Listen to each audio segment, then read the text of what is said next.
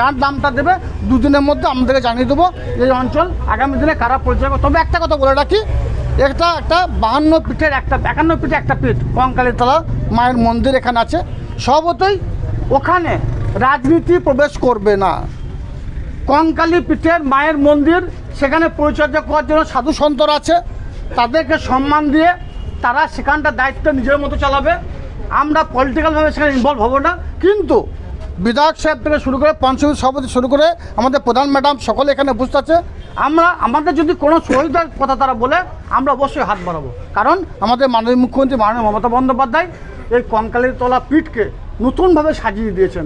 2011 থেকে এখনকার কঙ্কালী পীঠ অনেক পরিবর্তন হয়েছে। সর্বতই ওদের সব দিক দিয়ে সহযোগিতা করবো আমরা, কিন্তু কঙ্কালী পীঠে কোনো দিক দিয়ে আমরা কোনো হস্তক্ষেপ করবো না রাজনীতির দিক দিয়ে।